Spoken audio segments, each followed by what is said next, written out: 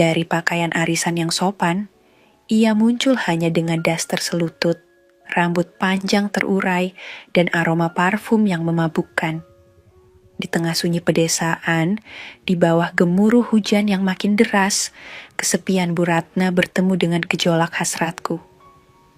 Kami berdua akhirnya mengadakan rapat pleno paling intens yang berakhir baru saat azan subuh berkumandang.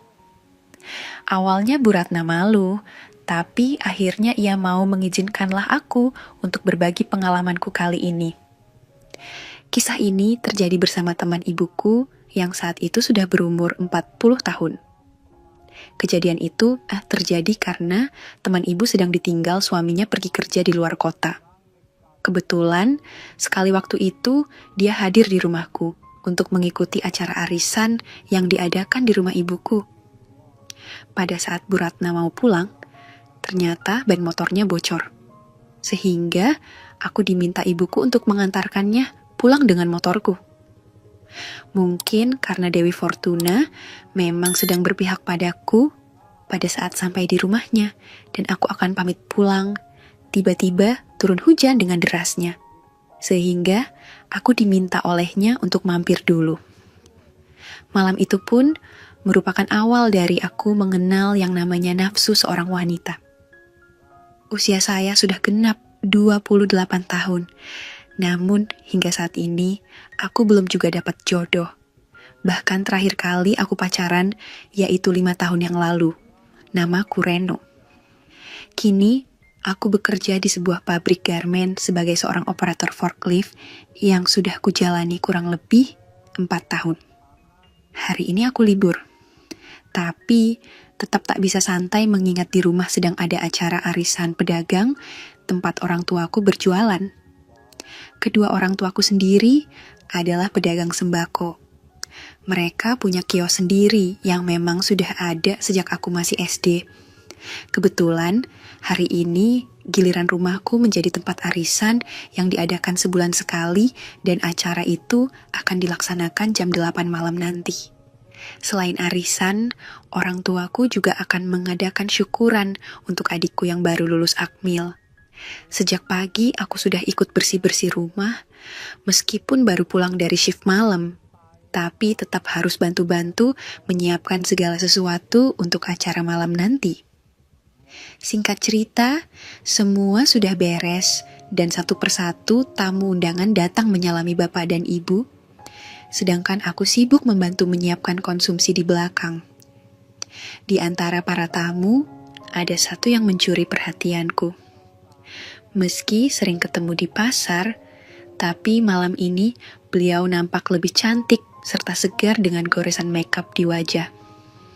Wanita itu bernama Bu Ratna, pedagang sayur yang lapaknya tepat berada di sebelah pintu masuk pasar dan tak jauh dari kios orang tuaku. Jadi, aku sering melihat beliau jika ke pasar. Malam ini, beliau mengenakan pakaian yang tak terlalu mencolok. Tutur katanya begitu lembut. Aku begitu kagum dengan sosok Bu Ratna. Walau sudah berusia 40 tahunan lebih, namun dia masih pintar merawat diri. Pesonanya masih begitu kuat untuk anak muda sepertiku. Karena tamu mulai banyak berdatangan, saatnya untuk kembali melanjutkan tugas sampai akhirnya acara selesai sekitar pukul 9 malam. Tapi sebagian tamu tak langsung pulang. Mereka asyik mengobrol satu sama lain, termasuk juga Bu Ratna yang mengobrol dengan ibuku. Sedangkan aku memilih bermain HP tak jauh dari ibuku dan Bu Ratna yang mengobrol. Awalnya, aku tak begitu tertarik dengan obrolan mereka karena pasti tak jauh-jauh dari masalah gosip.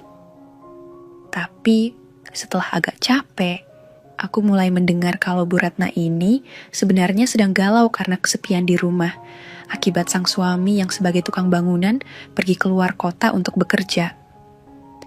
Bukannya ingin menguping, tapi setiap perkataan Bu Ratna terdengar jelas olehku. Bahkan beliau yang bercerita tentang keluarganya pada ibu bisa kudengar dengan seksama.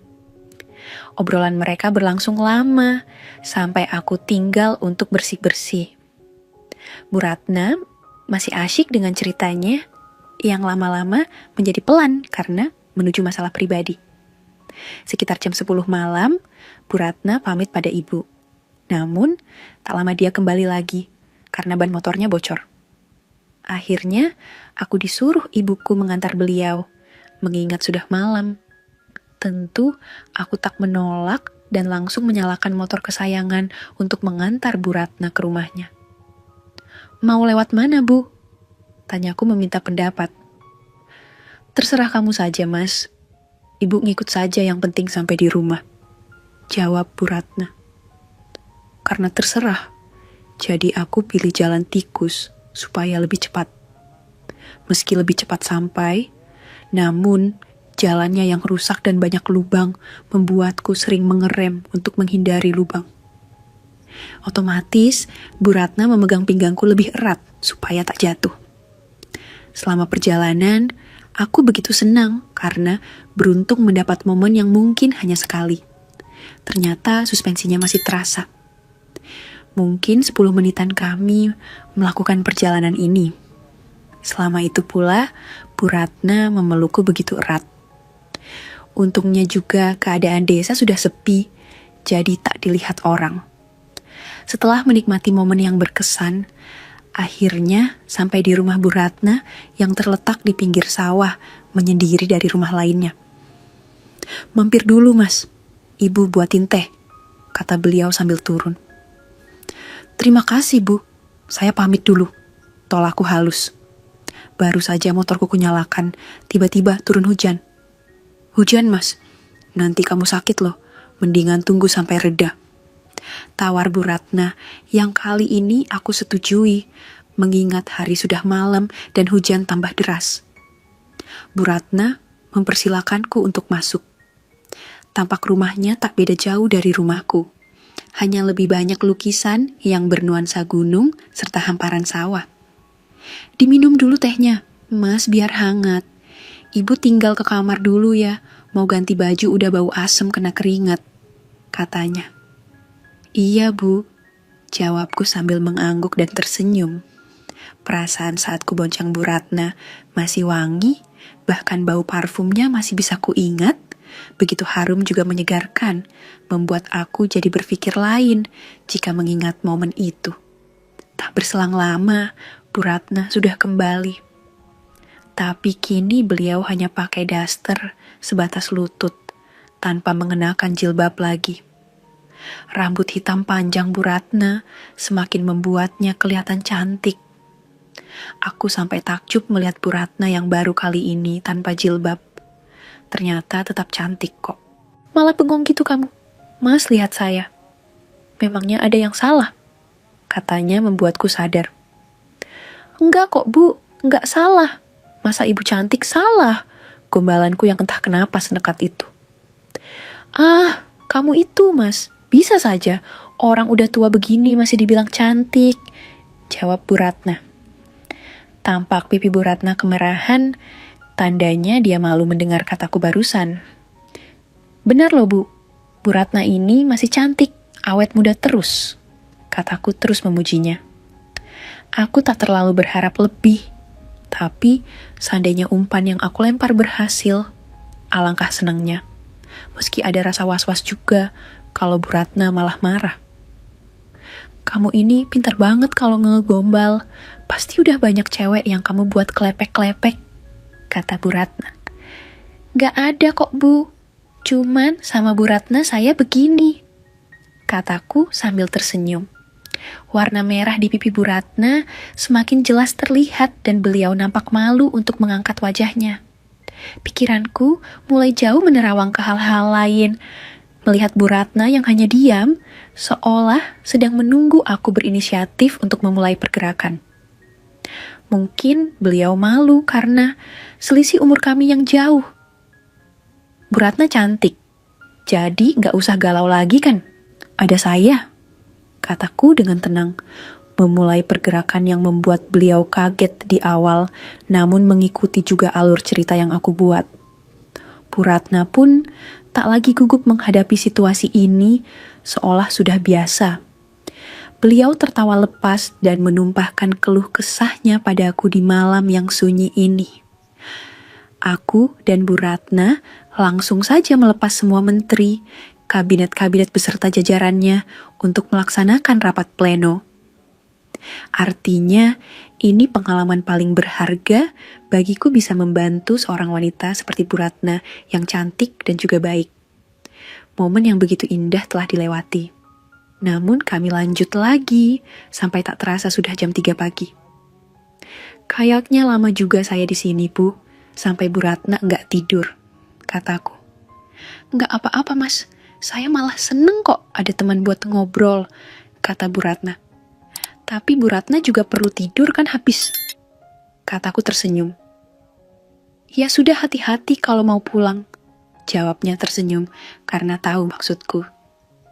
Aku diantar keluar Bu Ratna sampai pintu. Beliau juga menungguku dengan sabar. Pulang dulu ya, Bu, pamitku. Iya, kapan-kapan datang lagi ya, saya tunggu pokoknya, katanya, dan aku hanya mengangguk. Kulihat dari spion sepintas Bu Ratna tersenyum sumringah.